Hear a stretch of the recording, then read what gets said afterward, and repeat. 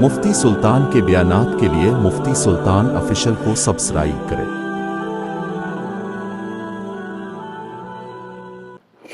السلام علیکم ورحمۃ اللہ۔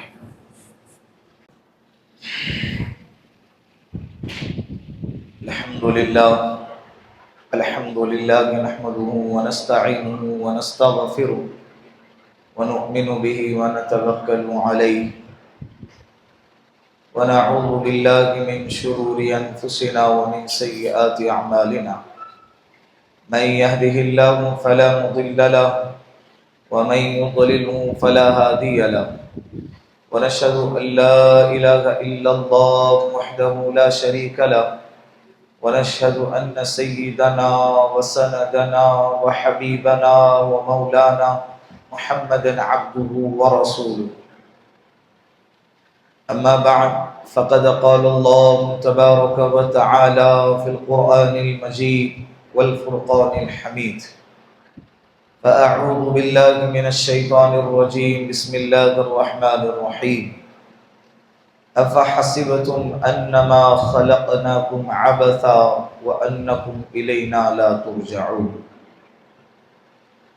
وجاء في الحديث وقال النبي صلى الله عليه وسلم: نعمتان مغبون كثير من الناس، الصحة والفراغ، او كما قال عليه الصلاة والسلام. صدق الله المولانا العظيم وصدق رسوله النبي الكريم، ونحن على ذلك من الشاهدين والشاكرين، والحمد لله رب العالمين. پیار محبت کے ساتھ ایک دفعہ پیارے آقا جناب رسول اللہ صلی اللہ علیہ وسلم کے ذات اقدس پر درود پاک کا نذرانہ پیش کریں. اللهم صل على محمد في أول كلامنا، اللهم صل على محمد في أوسط كلامنا، اللهم صل على محمد في آخر كلامنا. گواہ کے وقت بیداری کا تو بیداری سے کیا حاصل، گواہ کے وقت بیداری کا تو بیداری سے کیا حاصل، جسے بھی بیدار ہونا ہو وہ ابھی بیدار ہو جائے. اللہ رب العزت نے جس ملک میں ہم رہتے ہیں، اس ملک میں رہتے ہوئے اللہ نے ہم کو ایمان جیسے عظیم نعمت سے نوازا ہے، جہاں پر میجورٹی اور اکثریت کا طبقہ اللہ کو نہ ماننے والا ہے. 135 کروڑ کے قریب آبادی ہے، اس میں 100 کروڑ سے زائد آبادی اللہ کو نہ ماننے والوں کی. ہم اس پر اللہ کا شکر ادا کرتے ہیں کہ اللہ رب العزت نے ہمیں اقلیت میں بنایا، وہ کم تعداد لوگوں میں بنایا جن کو اللہ نے ایمان عطا فرمایا. اس پر ہم جتنا بھی اللہ کا شکر ادا کریں، حالات جیسے بھی ہوں، مشکلات کتنے بھی آئیں، تکلیفیں کتنے بھی آئیں، یہ وقت گزر جائے گا. یہ وقت کیا ہوگا؟ گزر جائے گا. اس لیے کہ وقت کی خاصیت ہی یہی ہے کہ وہ گزر جائے گا. اللہ نے اس دنیا کو بنایا ہی فنا ہونے کے لیے، اللہ نے اس جہاں کو بنایا ہی مٹنے کے لیے. بنانے والا خود کہہ رہا ہے: کل من علیہا فان، اذا زلزلت الارض زلزالها، اذا السماء انفطرت، اذا السماء انشقت، اذا وقعت الواقعہ، الحاقۃ ما الحاقہ. یہ ساری آیتیں ہمیں بتاتی ہیں کہ ایک وقت اس جہاں پہ ایسا آئے گا کہ اللہ اس جہاں کو مٹا کے رکھ دے گا. تو جس کے مقدر میں مٹنا ہے اس کے ملنے اور نہ ملنے سے کیا فائدہ. حالات جیسے بھی سنگین آئے، اللہ کا کرم ہے کہ اللہ نے ہمیں ایمان دیا ہے.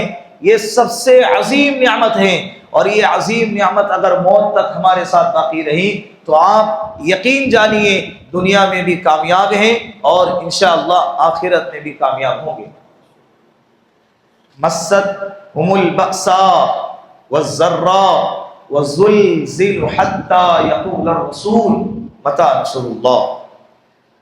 اتنے سنگین حالات آئے پہلے زمانے کے ایمان والوں پر کہ ایمان والوں تو ہے ہی، ساتھ میں نبیوں کو تک کے کہنا پڑا کہ متى نصر اللہ، اللہ کی مدد کب آئے، اللہ کی مدد کب آئے۔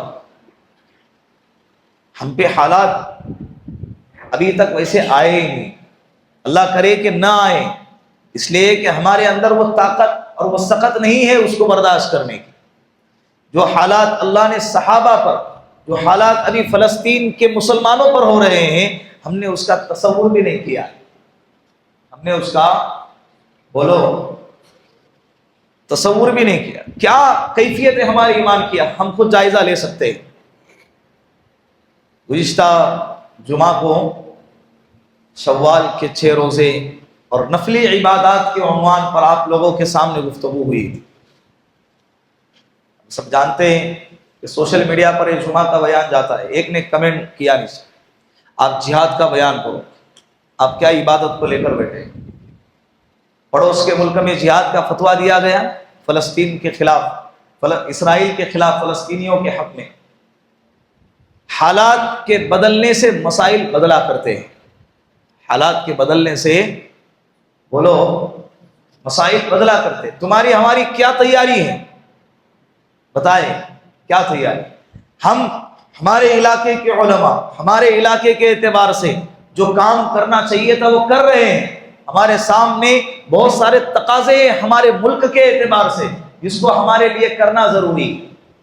ان کے اعتبار سے ہم 3 کام کر سکتے ہیں، فلسطینیوں کے حق میں ہم 3 کام کر سکتے ہیں جس کی صدائیں، جس کی آوازیں پہلے دن سے بلند کی جاتی رہی ہیں اور آج بھی کرتے رہیں اور انشاءاللہ کرتے رہیں گے۔ سب سے پہلے تو اسرائیلی پروڈکٹ کا بائیکاٹ کریں گے، اس کی مصنوعات کا بائیکاٹ کرتے رہیں گے۔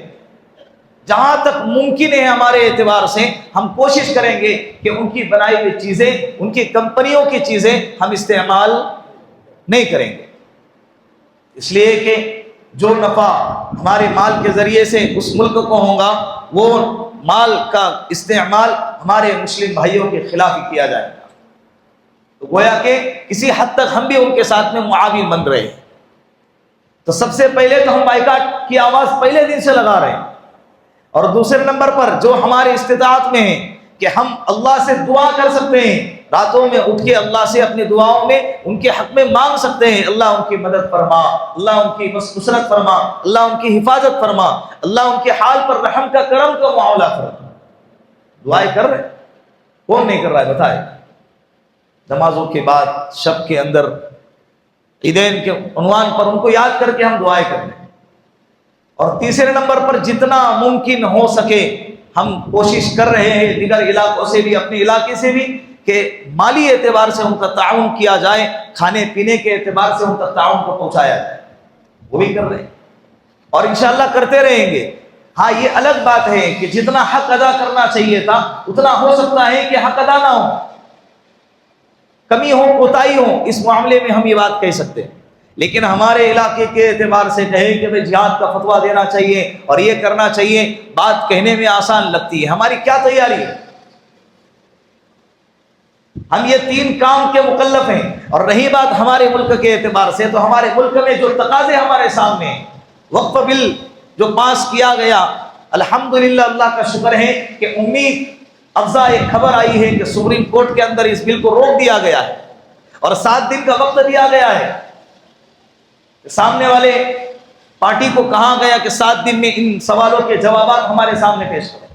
تو یہ 7 دنوں میں ہم دعائیں کریں گے، اللہ سے رابطہ کریں گے۔ سب کے دل اللہ کے ہاتھ میں ہے، طاقت اللہ کے ہاتھ میں ہے، قدرت اللہ کی چلتی ہے، حکم اللہ کا چلتا ہے، فیصلہ اللہ کا چلتا ہے۔ اور اللہ سے ہم یہی کہیں گے کہ اللہ ہم آزمائش کے مکلف نہیں ہے، ہم حالات کے بگڑنے کے مکلف نہیں ہے، ہم تکلیفوں کے مکلف نہیں ہیں، ہم حالات جب بگڑ جائیں اس کے سہنے کے مکلف نہیں ہیں۔ اللہ سے دعا کریں گے کہ ہمارے حق میں فیصلہ آ جائے۔ یہ وقف بل کا پاس ہو جانا یہ ڈائریکٹ مسلمانوں کے جو اسلامک ادارے ہیں اس پر اٹیک ہے، اس پر قبضہ کرنا ہے۔ میں نے گزشتہ جمعہ کو بھی کہا تھا کہ وسط ایشیا کے اندر جب مسلمانوں کے مدارس اور مساجد پر قبضہ کرنا تھا تو اس سے پہلے انہوں نے وقف کے بل کو پاس کیا گیا، اور یہ حالات اسی طرف جا رہے ہیں۔ تو ابھی آپ بتائیں، ہمارے مسلمان، مسلم پرسنل لا بورڈ، ہمارے علماء کرام، جمعیت کی تعداد، یہ ساری کی ساری محنتیں کر رہی ہے، تو ہمارے سامنے تقاضا اولین فریضہ یہی ہے نا، تو ہم محنت اسی پر کریں گے۔ ہم محنت کیا کریں گے؟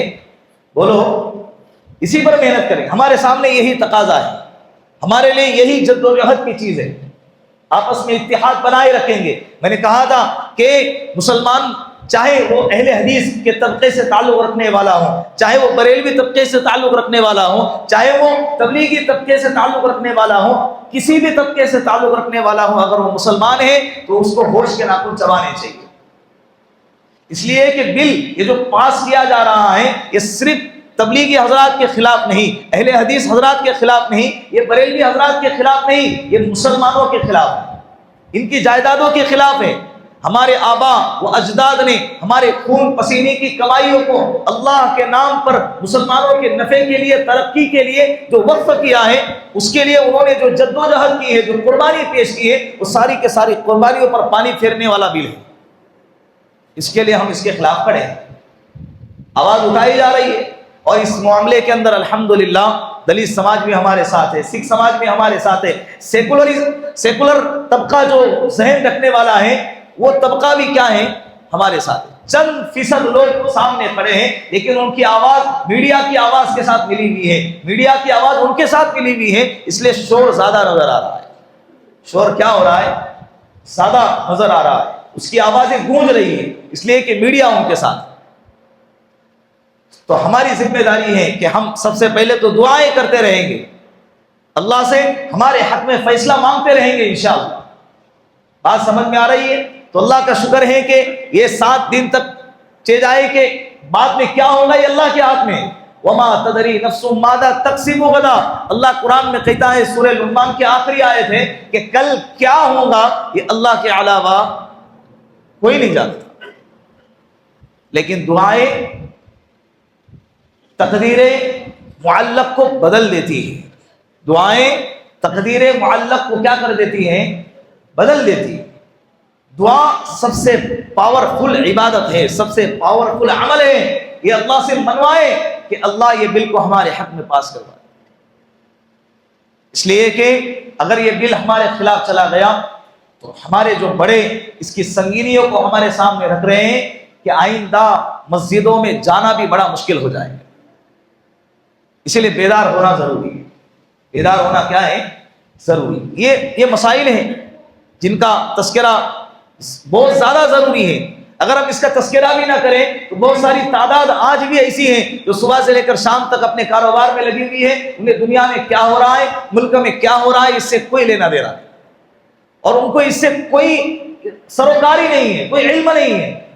تو جمعہ کے بیانات ہیں، ایسے مجالس ہیں، اس کے اندر جب بھی پکارا جائے ایسے وقت میں لبیک ہے، اور جب بھی دین کا تقاضا سامنے آ جائے، ہمارے آج کے دور کے اندر آپ کا صرف وقت مانگا جاتا ہے، جب بھی آواز لگے گی، جب بھی آواز لگے گی، جنتر منتر سے آواز لگائی گئی، جب بل پارلیمنٹ میں پاس کیا گیا، ابھی حال 1-2 دن پہلے سپریم کورٹ کے اندر روک لگا دی گئی، ورنہ جب پاس کیا گیا تھا اس وقت آواز لگائی گئی کہ اس تعلق سے میٹنگ بیٹھ رہی ہے اور ایک مسودہ تیار کیا جا رہا ہے، انشاءاللہ جب بھی آپ لوگوں کی ضرورت ہوگی آپ کو آواز لگائی جائے گی۔ آپ سے گزارش ہے کہ اس آواز پر آپ کیا کہیں؟ بولو لبیک۔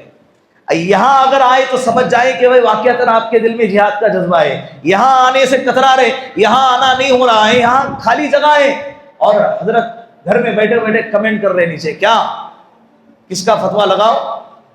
جہاد کا فتویٰ لگاؤ۔ کہاں بیٹھے؟ اے سی میں بیٹھ کے گھر میں بیڈ روم میں بیٹھے اور حضرت نیچے کمنٹ کر رہے۔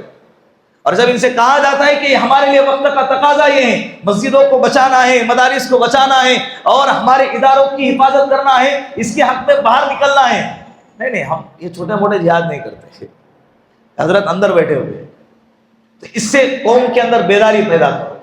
بات سمجھ میں آ رہی؟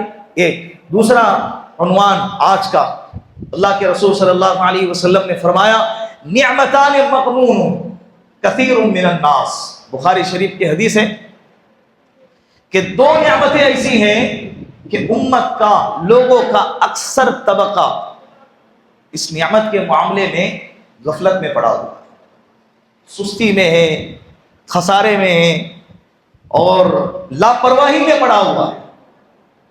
دو نعمتیں اللہ کے رسول صلی اللہ علیہ وسلم نے فرمایا الصحت والفراغ، ایک صحت ہے اور دوسرا فرصت، خالی وقت ہے۔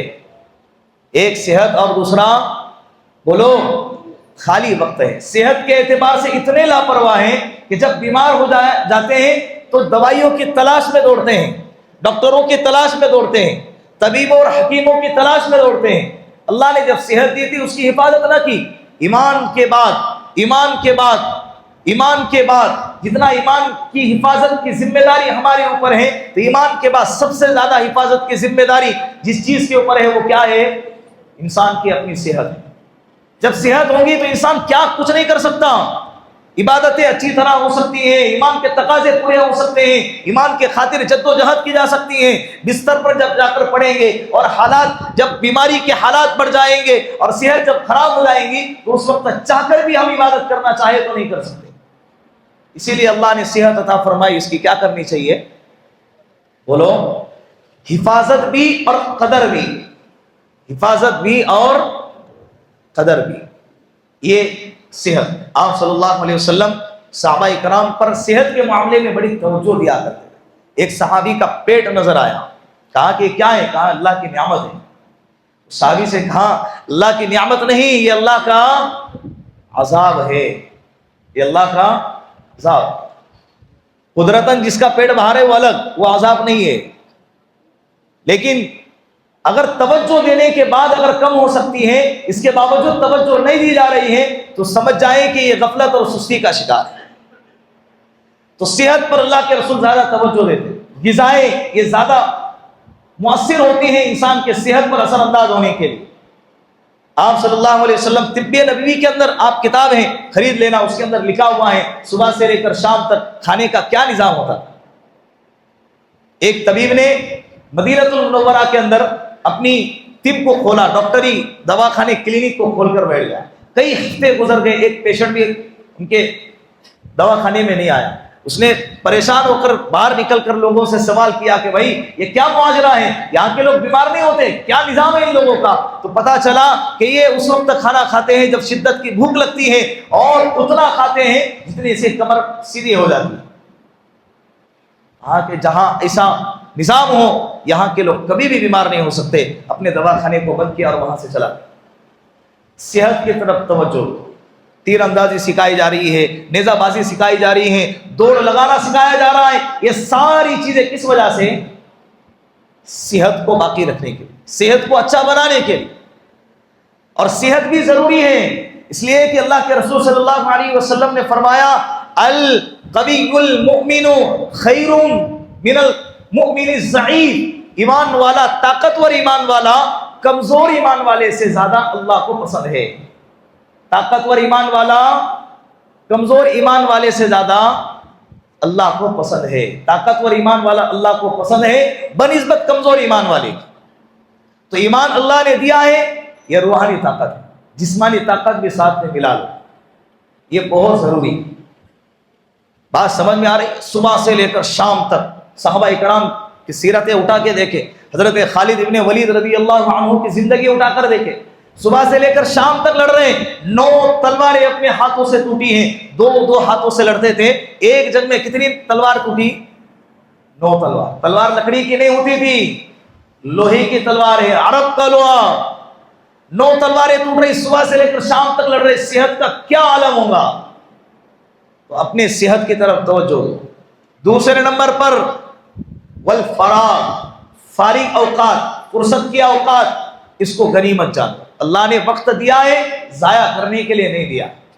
وقت دیا ہے موبائل میں گیم کھیلنے کے لیے اللہ نے وقت نہیں دیا ہے۔ اللہ نے وقت دیا ہے یہ موبائل کے اندر ویڈیو دیکھنے کے لیے، پکچر دیکھنے کے لیے، سیریل دیکھنے کے لیے، گندی چیزیں دیکھنے کے لیے اللہ نے وقت نہیں دیا ہے۔ اللہ نے وقت کا صحیح استعمال کرنے کے لیے دیا ہے۔ کل قیامت کے دن اللہ پوچھے گا میں نے تجھے زندگی عطا فرمائی، تجھے صحت عطا فرمائی، تجھے ایک عمر عطا فرمائی، تجھے جوانی عطا فرمائی، تجھے مال عطا فرمایا، تو نے کیا کیا؟ اسے کہاں صرف کیا, کہاں لگایا, کیسے لٹایا, کیا کھویا اور کیا پایا. کل قیامت کے دن اللہ پوچھے گا. اسی لیے اللہ رب العزت نے 18ویں پارے میں کہا افحسبتم انما خلقناکم عبثا, کیا تم یہ گمان کرتے ہو کہ اللہ نے تمہیں ایسے ہی بیکار پیدا کیا. وَإِنَّكُمْ إِلَيْنَا لَا تُرْجَعُونَ, کہ تمہیں کل قیامت کے دن اللہ کے سامنے نہیں لوٹایا جائے گا, اللہ کے سامنے کھڑا نہیں کیا جائے گا, اللہ کے سامنے پیش نہیں کیا جائے گا. کیا آپ کو یہ لگتا ہے؟ ہرگز ہرگز ایسا نہیں. اللہ نے ہمیں بیکار پیدا, بولو, اللہ نے ہمیں بیکار پیدا نہیں کیا ہے. ہمارے پیدائش کا ایک مقصد ہے, ہماری پیدائش کا ایک مقصد ہے. اس مقصد کو پورا کرنے کے لیے اللہ رب العزت نے ہم کو پیدا کیا. تو فارغ اوقات کی قدر کرو. بہت سارے لوگوں کے پاس بہت سارا وقت ہوتا ہے, وقت کو ضائع کرتے ہیں. علامہ سری سختی رحمۃ اللہ علیہ کے بارے میں لکھا ہے کہ 40 سال تک ستو پھاپتے رہے, کھانا نہیں کھایا. ان سے پوچھا کسی نے کہ بھئی کیوں ایسا, یہ عمل کیوں کیا آپ نے؟ کہا کہ کھانا کھانے میں جتنا وقت لگتا تھا اتنے وقت میں اتنی مرتبہ سبحان اللہ کہتا تھا. میں نے کہا کہ جب کھانا کھانے میں اتنا وقت میں اللہ کا ذکر کرتا ہوں تو اتنا ذکر میرا رہ جا رہا ہے, تو میں کھانے میں اپنا وقت کیوں ضائع کروں؟ اس کا مطلب یہ نہیں کہ آپ بے ستو پھاپنے لگ جائیں ہماری طاقت کے اعتبار سے, لیکن کھانا کھانے کے علاوہ جتنا ٹائم خالی بچا ہوا ہے اس ٹائم کا تو ہم صحیح استعمال کر سکتے ہیں نا, اپنے اوقات کا, اپنے بچوں کے اوقات کا. اوقات یعنی ٹائم ٹیبل. اوقات مطلب وہ مقام و مرتبہ نہیں. کہیں گے مولوی صاحب ہمیں ہماری اوقات کے بارے میں بات کر رہے ہیں. تمہاری اوقات یعنی تمہارا ٹائم ٹیبل. یہاں اردو کا وقت کی جمع ہے اوقات. اس کا مطلب یہ ہے کہ ٹائم ٹیبل کی صحیح حفاظت کرنا. ٹائم ٹیبل کی کیا کرنا؟ کتنے ایسے نوجوانوں کو دیکھتا ہوں دل اندر سے جلتا ہے, 4-5 گھنٹے آٹو کے اندر بیٹھ کر گیم کھیلتے ہیں. کتنے بجے رات کو میں نے ایک نوجوان کو دیکھا 10:30 9 اور 10:30 کے بیچ میں اپنے گھر چلا گیا, 2 گھٹنے اٹھا کر موبائل میں گیم کھیل رہا ہے. مجھے 1:30 بجے کے قریب اسٹیشن جانا تھا, اس لیے میں جاگا رہا, انتظار کرتا رہا. فون آیا کہ 15 منٹ میں گاڑی پہنچنے والی ہے, تو 1:15 بجے قریب میں نکل گیا. تو وہ اسی کیفیت میں, اسی حالت میں موبائل لے کر بیٹھا ہوا ہے. اب یہ نوجوان مسلمان ہے, آتے جاتے سلام بھی کر رہا ہے. سوچو یہ فجر کی نماز پڑھے گا, یہ کب اٹھے گا؟ یہ جب سوئے گا تو کب اٹھے گا؟ اب یہ نوجوان کا وقت روزانہ رات ضائع ہو رہی ہے, جوانی ضائع ہو رہی ہے, وقت برباد ہو رہا ہے. ایک ایک لمحہ قیمتی ہے. 18 سال کی عمر میں محمد بن قاسم رحمۃ اللہ علیہ نے سندھ کے راستے سے ملک ہندوستان میں اسلام کا جھنڈا گاڑا. کتنی سال کی عمر میں؟ 18 سال کی عمر میں. یہاں 22 سال 25 سال کا نوجوان, اس کو پتہ ہی نہیں ہے مجھے کرنا کیا ہے, میرا مقصد کیا ہے, میرا وقت کہاں استعمال کرنا ہے, اس کو معلوم ہی نہیں ہے. مسجدوں کی طرف آنے کے لیے تیار نہیں ہے, مسجدوں سے دور ہوتے چلے جا رہے ہیں. حالانکہ حالات بد سے بدتر ہو رہے, لیکن وہ غفلت کی زندگی گزار رہے. ماں باپ کو بھی کوئی پڑی نہیں ہے, اولاد کی زندگی کہاں گزر رہی ہے. کل میں اپنے بچے کے ایڈمیشن کے لیے گیا تھا ایک اسکول میں, 1.5 گھنٹہ لائن میں لگا رہا. ایک بچے کو دیکھا, چھوٹا 6 سال کا بچہ تھا. ماں نے اس کے ہاتھ میں موبائل تھما دیا اور اس کو ایک چھاؤں کے نیچے لے جا کر بٹھا دیا. 1.5 گھنٹہ اس کے ہاتھ میں موبائل تھا, اور وہ نظریں ایک پلک جھپکنے کے برابر بھی نظروں کو اونچا نہیں کر رہا ہے, موبائل میں گھسا ہوا ہے. مجمع لائن میں لگا ہوا ہے, سارے بھیڑ کے اندر وہ ماں اپنے بچے کے ہاتھ میں موبائل تھماتی ہے, تو سوچو گھر کے اندر کیا کرتی ہوں گی. ماں باپ کی بھی بڑی لاپرواہی ہے. بچے ستا رہے موبائل تھما دو, کھانا نہیں کھا رہے موبائل تھما دو, مان نہیں رہے موبائل تھما دو, سونے رہے موبائل تھما دو, کوئی چیز منوانی ہے تو ہاتھ میں کیا کر دو, موبائل تھما. ایک ویڈیو آپ نے بھی دیکھا ہوگا, ایک بچہ بڑا مگن تھا موبائل کے اندر, ماں نے موبائل چھین لیا اور چھین کر اپنے کام میں لگ گئی. اس بچے کو دماغ میں اتنا تکلیف ہو گئی, اتنی پریشانی ہو گئی, وہ گیا اور بیٹ لے کر آیا اور ماں کے سر پہ مار دیا. کیمرے میں وہ ویڈیو شوٹ ہو گیا. ماں اسی وقت کیا ہو گئی, یہ بیٹ بھلے اس کے ہاتھ میں تھی, لیکن چلانے والی ماں تو خود ہے, چلانے والی ماں تو خود ہے. ماں باپ اپنے اولاد پر توجہ نہیں دے رہے ہیں, اپنی اولاد کو اپنے خوشی سے اپنے ہاتھوں سے ذبح کر رہے ہیں. ماں باپ اپنے ہاتھوں سے اپنے اولاد کو قتل کر رہے ہیں، ان کی جوانی قتل کر رہے ہیں، ان کے اوقات قتل کر رہے ہیں، ان کا بچپنا ضائع کر رہے ہیں۔ باہر کے گیم بچوں نے کھیلنا چھوڑ دیا، مسجدوں میں آ کر دین سیکھنا چھوڑ دیا، بچے سمٹ کر رہ گئے۔ وہ عام بھی پیڑ پہ لٹکے لٹکے یہ کہتے ہوں گے کہ کہاں گئے وہ بچے جو مجھ پر پتھر پھینک کر مجھے گرایا کرتے تھے۔ آج وہ عام بھی ترس رہے ہیں، کوئی اسے گرانے والا نہیں ہے، سب گیم میں لگے ہوئے ہیں، ویڈیو گیم میں بزی ہیں، موبائل کے اندر لگے ہوئے ہیں۔ اللہ کے واسطے اپنے گھر کے اوپر توجہ دے۔ سب سے پہلے مسئلہ کیا ہے معلوم ہے؟ مسئلہ یہ ہے کہ ماں باپ چاہتے ہیں اپنی اولاد سے موبائل کو چھینیں، لیکن ماں باپ کے ہاتھ سے موبائل کون چھینے گا؟ کہ اگر میں اس کے ہاتھ سے موبائل چھینوں تو پھر میرے بھی تو ہاتھ میں موبائل ہے نا، تو میرے ہاتھ سے موبائل کون چھینے گا؟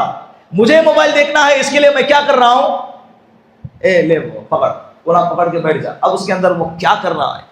8-9 سال کا بچہ ہے، بے حیائی کی ویڈیو دیکھ رہا ہے، گندی گندی ویڈیو دیکھ رہا ہے، کیونکہ وہاں پر پابند تو ہے نہیں نا کہ کیا آنا ہے کیا نہیں آنا ہے، کیا دیکھنا ہے کیا نہیں دیکھنا ہے، وہ آزاد ہے۔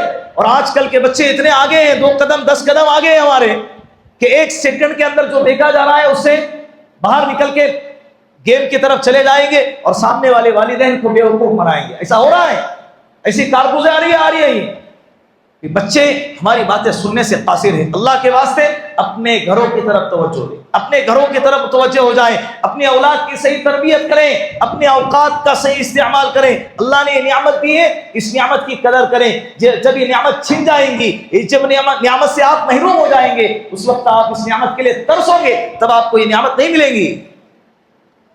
ابھی اسکول کی چھٹیاں لگ رہی ہیں، لگ چکی ہیں، کچھ اسکول کے باقی ہیں اور کچھ کے لگ چکی ہے چھٹیاں۔ 2 مہینے تقریباً اسکول کی چھٹیاں ہوتی ہیں۔ بہت سارے والدین اپنے اپنے کام میں بزی ہوتے ہیں، دن بھر بچہ خالی ہے، نہ اسکول ہے اور نہ ٹیوشن ہے۔ ایسے وقت میں بچوں کا وقت ضائع نہ ہو، اس کے لیے ہمارے مسجد کے ذمہ داروں نے اور ہمارے مکتب کے اساتذاؤں نے بیٹھ کر اجتماعی مشورہ کیا اور یہ طے کیا ہے بچوں کا وقت ضائع نہ ہو، اس کے لیے کیا کیا جائے۔ تو الحمدللہ دیگر علاقوں میں بھی ہوتا ہے، اس علاقے میں ہم نے اس کی پہل کی ہے ہمارے اپنی مسجد میں، کھراڑی جامع مسجد بیگ نگر میں، کہ انشاءاللہ 1 مئی سے لے کر 30 مئی تک پورا 1 مہینہ سمر کیمپ کے عنوان پر ایک نظام چلے گا اپنی جامع مسجد کے اندر۔ اور اس کا وقت رہے گا صبح 9 بجے سے لے کر 1 بجے تک، 4 گھنٹے کا وقت دیا گیا۔ انشاءاللہ آپ اپنے بچوں کو 4 گھنٹے ہمارے مسجد میں لا کر چھوڑ دیجیے۔ لانے کی ذمہ داری آپ کی، لے جانے کی ذمہ داری بھی آپ کی۔ صبح 9 بجے سے لے کر بولو 1 بجے تک، 1 مئی سے لے کر 30 مئی تک۔ اور بچوں کی جو عمر ہے 5 سال سے لے کر 15 سال کی عمر، لڑکی ہے تو 5 سال سے لے کر 11 سال، لڑکا ہے تو 5 سال سے لے کر 15 سال، یہ عمر کے جو بچے ہیں آپ ان بچوں کو لا سکتے ہیں۔ بڑوں بچوں کا نظام ابھی نہیں بنایا ہے، یہ ہماری پہلا قدم ہے۔ انشاءاللہ اگر یہ کامیاب رہا تو آئندہ سال اللہ نے اگر زندگی باقی رہی تو بڑے نوجوانوں کی طرف بھی انشاءاللہ توجہ دی جائے۔ تو یہ نظام بنایا جا رہا ہے اور اس میں ہم انشاءاللہ کوشش کریں گے بچوں کو عقائد کے تعلق سے تعلیم دینے کی۔ 4 گھنٹے میں سے ہر آدھے گھنٹے پہ کیا سکھانا ہے، ہر آدھے گھنٹے پہ کیا سکھانا ہے، ایک نظام بنایا جائے۔ سیرت النبی صلی اللہ علیہ وسلم کے عنوان پر آدھا گھنٹہ لیا جائے گا۔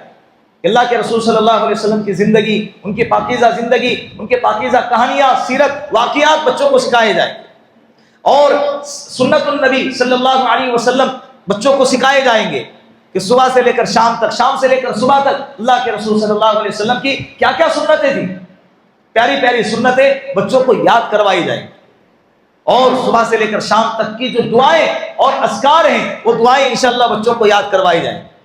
اور اسی طرح ساتھ ہی ساتھ بچوں کو پریکٹیکل اعتبار سے نماز کا طریقہ سکھایا جائے گا، عملی مشق کروائی جائیں گی۔ ایک تو ہوتا ہے نماز کا پڑھ لینا کتابوں کے اندر، کہ نماز شروع کرتے ہیں تکبیر تحریمہ سے، سلام پھیرتے ہیں، ختم کرتے ہیں سلام پر، اور قیام کرنا ہے، پھر سورہ فاتحہ پڑھنی ہے، قرات کرنا ہے، رکوع کرنا ہے، رکوع میں یہ پڑھنا ہے، یہ ہوتا ہے پڑھنا۔ اور ایک ہوتا ہے عملی مشق، ان کو باقاعدہ پڑھ کے بتایا جائے گا انشاءاللہ، اور ان سے سیکھا، ان کو دیکھا جائے گا، ان کو کروانے کے لیے کہا جائے گا کہ نماز تو پڑھ کر بتا۔ یہ نماز کے اعتبار سے انشاءاللہ عملی مشق ان سے کی جائے۔ اور اسی کے ساتھ ساتھ ان 4 گھنٹے کے اندر آدھا یا پونا گھنٹہ بچوں کو کھیل کھلوایا جائے گا تاکہ بچے بور نہ ہو۔ لیکن اس کے اندر ایک اور بات ہے کہ آتے وقت میں بچوں کا ٹفن ساتھ میں لے کر بھیجے۔ 4 گھنٹے کا وقت ہے، اس بیچ اگر بھوک لگ گئی تو وہ ایک وقت پورے 4 گھنٹے میں سے ایک فکس وقت کیا ہوا ہے 10:30 سے لے کر 11 یا 11 سے 11:30 کے بیچ میں، اس ٹائم میں بچے کیا کریں گے؟ جو لایا ہوا ٹفن ہے وہ کیا کریں گے؟ کھائیں گے۔ تو ٹفن ساتھ میں بچوں کو دے کر بھیجنا ہے۔ اور ایڈمیشن بھرنے کے لیے جو تاریخ ہم نے طے کی ہے، آج مغرب سے لے کر 30 اپریل تک 18 دن پورے ہیں ہمارے پاس۔ مغرب سے لے کر عشاء تک کا وقت ہے، اور تاریخ آج کے تاریخ سے لے کر 30 اپریل تک 12 دن ہے۔ یہ 12 دن آپ لوگوں سے گزارش ہے کہ اپنے بچوں کے وقتوں کو ضائع نہ کریں، اپنے بچوں کا وقت صحیح استعمال میں آ جائے۔ دینی ماحول میں رہیں گے، مسجد کے ماحول میں رہیں گے انشاءاللہ تو آپ کے بچوں کا وقت ضائع نہیں ہوگا۔ تو یہ 12 دن کے اندر مغرب کے بعد مسجد میں آئیں، اور انشاءاللہ آپ ایڈمیشن فارم فیل کریں، بھر دیجئے، اور انشاءاللہ 1 تاریخ سے اپنے بچوں کو مسجد میں لانا شروع کر دیجئے۔ کریں گے انشاءاللہ؟ اللہ عمل کی توفیق عطا فرمائے، اور اس کی بھرپور دعوت چلائیں۔ اس کی کیا کریں؟ بھرپور دعوت چلائیں، یہ بہت ضروری ہے۔ بہت سارے لوگوں کو اس کا علم نہیں ہوتا ہے، بہت سارے لوگوں کو اس کا علم نہیں ہوتا ہے۔ انشاءاللہ بڑوں کے تعلق سے ہم فکر کریں گے۔ آج بچے جو ہے نا ارتداد کا شکار ہو رہے، لڑکیاں بھی لڑکے بھی، کم عمر کی تعداد کا زیادہ کارگزاری ہمارے سامنے آ رہی ہے۔ 16 سال کی بچی مرتد ہو گئی، اسے کیا پتا تھا خواہشات کے بارے میں، اسے کیا پتا تھا ایمان اور عقیدے کے بارے میں؟ لیکن کیا ہو گیا؟ حالات اتنے بدل گئے، سازشوں کا اتنا شکار ہو گئے کہ ان کو سمجھانے کے بعد بھی ان کو سمجھ میں نہیں آ رہا۔ ماں باپ، مسئلہ کیا ہے معلوم؟ گڑبڑی کہاں ہو رہی ہے؟ ماں باپ اپنے کام میں بزی، بچے غیروں کے ہاتھ میں بزی، 6 گھنٹے 7 گھنٹے اسکول اور کالجوں میں ہمارے اولادیں، دینی اعتبار سے ان پر کوئی توجہ نہیں دی جا رہی ہے، دینی اعتبار سے ان پر محنتیں نہیں کی جا رہی ہے۔ انشاءاللہ ایسے کیمپ، ایسے نظام، ایسے جہاں پر بھی مجالس، ایسے جہاں پر بھی پروگرام ہوں گے، آپ لوگوں کی ذمہ داری ہے اپنی اولاد پر رحم کرتے ہوئے، اپنی اولاد کو مال و دولت اگر نہ دیں گے انشاءاللہ وہ آپ سے شکایت نہیں کریں گے۔ اگر آپ نے ان کو ایمان، عقیدہ اور اسلام کی تعلیمات سے محروم رکھا، کل قیامت کے دن اللہ کے سامنے آپ کا گریبان پکڑیں گے۔ اللہ، یہ والدین نے جان توڑ کر مجھ پر دنیاوی محنت کی ہے، اگر یہ چاہتے تو اتنی ہی محنت مجھ پر کیا کرتے؟ دینی اعتبار سے کرتے۔ جو ماں باپ اپنی اولاد پر محنت کر کے ڈاکٹر بنا سکتے ہیں تو کیا اس کو مسلمان نہیں بنا سکتے؟ کیا کچھ نہیں لگتا ہے ڈاکٹر بنانے میں؟ خون پسینے کی کمائی لگتی ہے، وقت لگتا ہے، قربانی لگتی ہے۔ بچے، صرف بچوں کی قربانی نہیں ہوتی ہے، ساتھ میں بچوں سے زیادہ ان کے والدین کی قربانی ہوتی ہے۔ اس کے بعد جا کے بچے کہیں اچھے ٹائٹل والے ڈاکٹر بنتے ہیں، کسی عہدے پر جا کر پہنچتے ہیں۔ تو جب محنت کر کے اسے ڈاکٹر بنا سکتے ہیں، انجینئر بنا سکتے ہیں، کلیکٹر بنا سکتے ہیں، تو آپ کیا سمجھتے ہیں؟ کیا والدین اگر محنت کرے تو کیا اسے اچھا مسلمان نہیں بنا سکتے؟ کیا اسے دین کا داعی نہیں بنا سکتے؟ کیا اس کو حافظ قرآن نہیں بنا سکتے؟ تو میری آپ لوگوں سے بہت ہی ادب کے ساتھ گزارش ہے کہ اپنے بچوں کے ایمان کی طرف توجہ دیں، اپنے بچوں کے دینی ماحول کی طرف توجہ دیں۔ باہر بچے کھیل رہے ہیں، ان کے بچوں کے پاس جا کر تشکیل کریں۔ اور ایک بات ضروری ہے کہ ہم نے جو یہ اعلان کیا ہے، اس اعلان کے اندر ایک چیز ہے کہ ہمارا جو ٹارگٹ ہے 100 بچے ہیں، اس سے زیادہ نہیں۔ اسی لیے کہ اساتذہ، ایک استاد کے پاس 20 یا 25 بچے ہوں گے تو وہ اچھی طرح ان کو تعلیم دے سکتا ہے، جب بچے زیادہ ہوں گے تو پریشانی ہوں گی، بچوں کی طرف توجہ دینا مشکل ہو جائے۔ تو لمیٹڈ بچوں کی تعداد ہم نے رکھی ہے، 100 بچے ہیں۔ آپ لوگ جلدی کریں، اس کی دعوت چلائیں، اپنے رشتہ داروں میں دعوت چلائیں۔ دور دراز کے علاقے کے لوگ بھی اپنے بچوں کو یہاں لا کر چھوڑ سکتے ہیں، وقت 9 بجے سے لے کر 1 بجے تک اس کی توجہ دیں، خاص طور پر اس کی طرف دھیان دیں، غفلت کا شکار نہ ہو۔ ہمارے پاس 12 دن باقی ہے، ٹھیک ہے؟ اللہ عمل کی توفیق عطا فرمائے۔ وآخر دعوانا ان الحمد للہ رب العالمین۔ جن حضرات نے سنتیں